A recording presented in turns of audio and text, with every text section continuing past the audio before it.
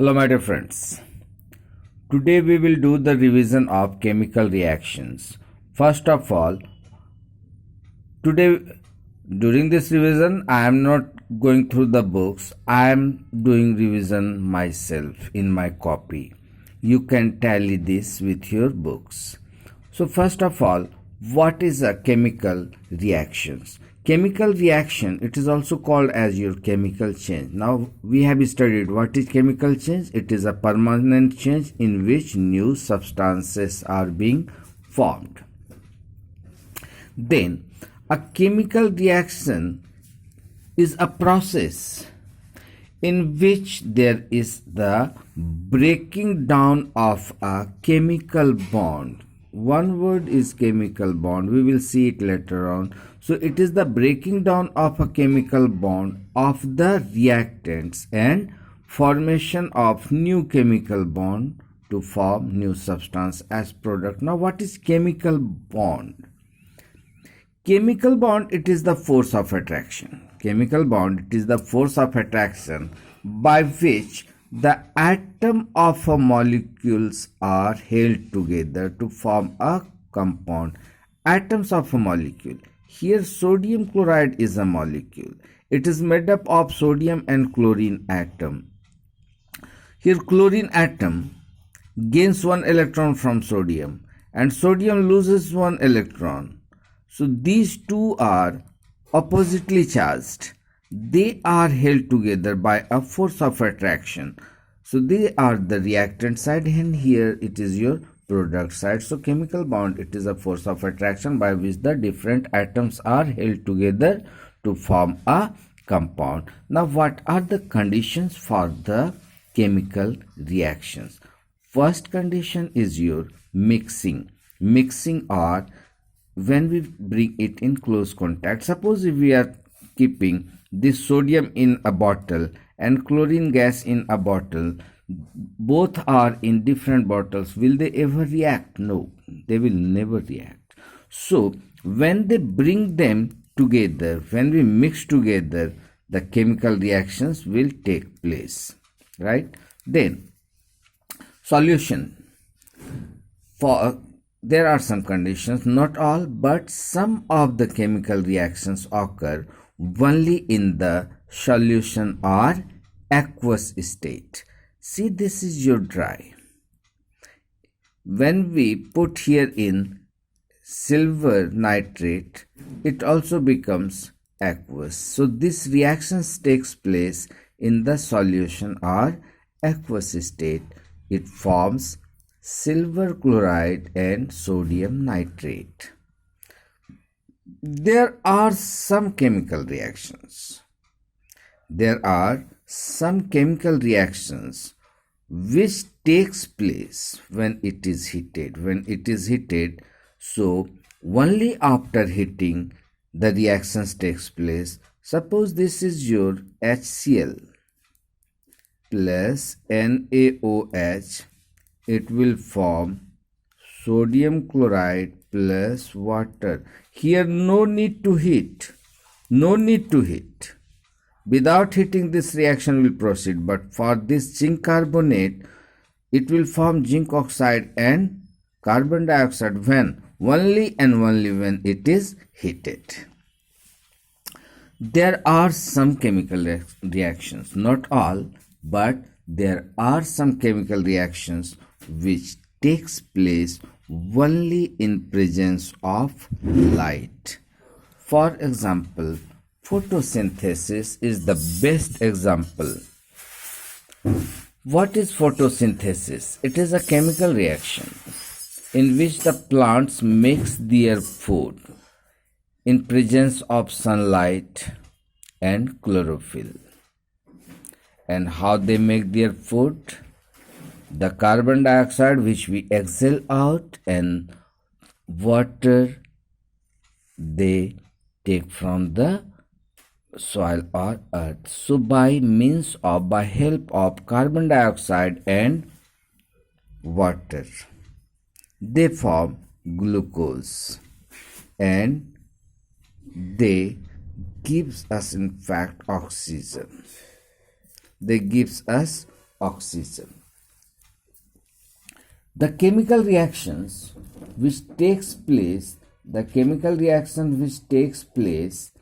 in the presence of sunlight, they are also called as your photochemical reactions. They are also called as your photochemical reactions. So this light is necessary for a chemical reactions. Not all the reactions, but certain chemical reactions, they need electricity. Every day in our life, every day, every time we use water, we know that water, it is made up of hydrogen and oxygen. But can you separate hydrogen and oxygen from water? We can separate. Not by physical means, by passing electric current. We know the salt which we eat, it is sodium chloride. It is made up of sodium and chlorine. Can we separate it? No. Your answer will be no, but we can separate it. How?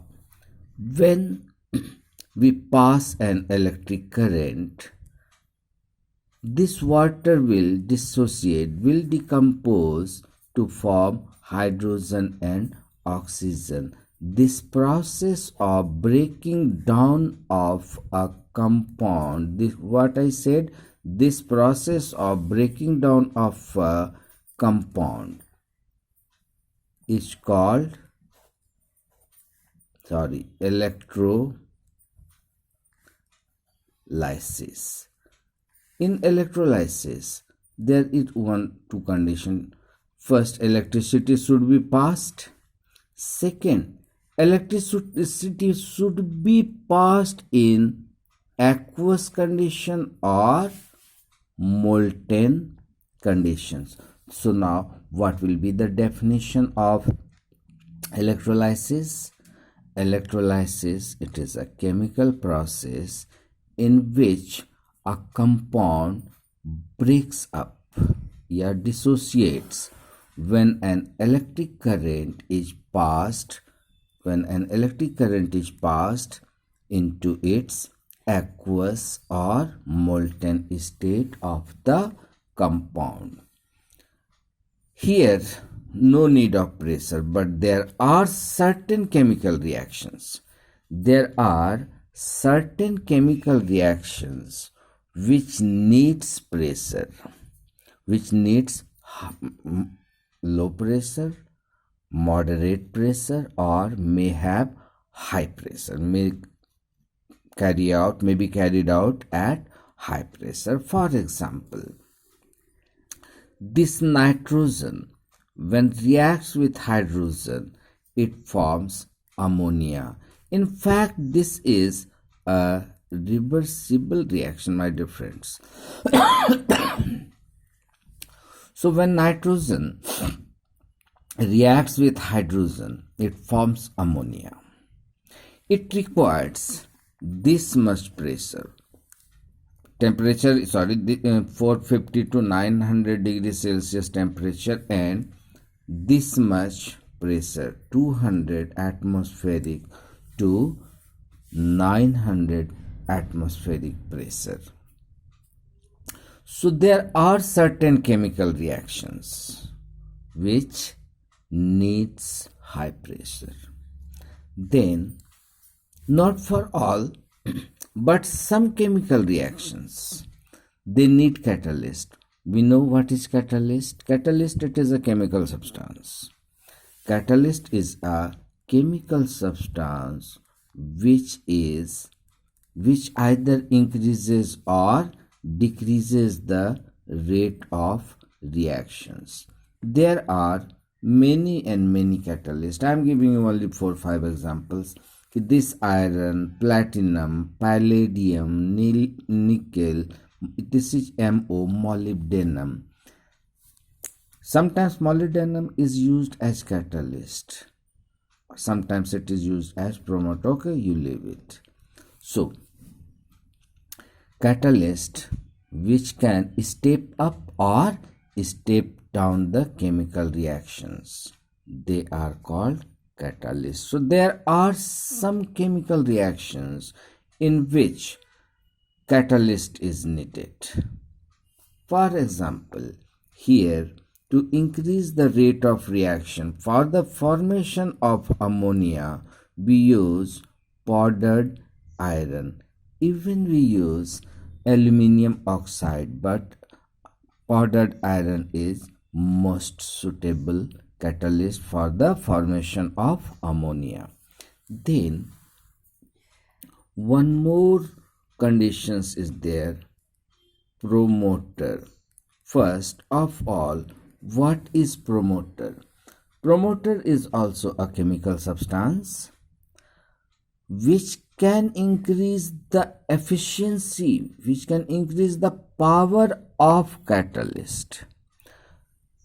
If you see, this promoter has to do nothing with chemical reactions. It controls, it increases the power of catalyst. Obviously, catalyst either increases or decreases the rate of reaction, and the power, efficiency of catalyst, it is increased by promoter. So it is also indirectly involved to increase or decrease the rate of reaction, but it actually, mind my language what I am saying, it increases the efficiency of catalyst only. Promoter increases the efficiency of catalyst, but catalyst increases or decreases the rate of reactions. So there are certain chemical reactions. Now what are the characteristics, what we observe during a chemical reactions? We observe four things. First of all, evolution of gas. My dear students, it is not necessary that in all the chemical reactions gas will be evolved. There are certain chemical reactions in which gas may be evolved. There may be one gas, maybe more than one gas. For example, here if it is, this is your lead nitrate. When it is heated, it forms lead oxide plus nitrogen dioxide plus oxygen gas. Here two gases are evolved. So there are certain chemical reactions in which gas or gases are evolved. What I said, gas or gases. So maybe one gas, maybe two gases are evolved in only certain chemical reaction. For example, here when zinc is reacted with dilute acid, hydrochloric acid, will form zinc chloride and hydrogen gas is evolved. But if you see here, hydrochloric acid plus the sodium hydroxide, when reacts, they form sodium chloride plus water. In this reaction, no gas is formed. In this reaction, no gas is formed. But here, in these reactions, in these two reactions, gases are formed. So there are some chemical reactions in which gas may be evolved. Now, change of color. If we see this coal, it is coal. Coal is symbol is carbon. When it is burnt, what they form? Carbon dioxide. If you see, its color is black. And what is the color of? Some ash is also produced. Some ash is also produced. What is the color of the ash? Can we say grayish white? We can say, and it is said that the color of the ash is your grayish white. So this color may change. In some of the chemical reactions, the color of the reactants change. Then formation of precipitate. What is precipitate? During a chemical reactions, In some of the chemical reactions, not in all, in some of the chemical reactions, one insoluble substance may be formed or may not be formed. If an insoluble substance is formed, that is called your precipitate. So in some of the chemical reactions, precipitate may be formed. For example, when sodium chloride reacts with silver nitrate, it forms sodium nitrate plus silver chloride. Silver chloride, it is precipitate. We give the symbol downwards arrow. It will settle down at the bottom. And if you see here, once again, if it is hydrochloric acid plus calcium hydroxide, it will react to form calcium chloride plus water. No precipitate is formed. No precipitate is formed. So the chemical reaction in which precipitate is formed, they are called precipitation reactions. And the chemical reactions between acid and base, they do not form precipitate, and the reaction between acid and base is called your neutralization reactions. A last one is your change of state. Change of state. If we burn coal, what is its state? It is solid. After burning, they form carbon dioxide, which is a gas. There may be the change of state. Another example we can say, and we can see here, suppose if we are taking, this is your ammonia, it is your gas. When it reacts with hydrogen chloride, it is also gas. After reaction, they form NH4Cl. It is solid. So when they react, both are gases, but after reaction, they form the product, which is your solid ammonium chloride. Okay. In next class, we will see the types of chemical reactions, and these are the important topics for the point of view of your exam. Not in this terminal exam, but with respect of your board exam. Thank you. Wish you all the best. Goodbye.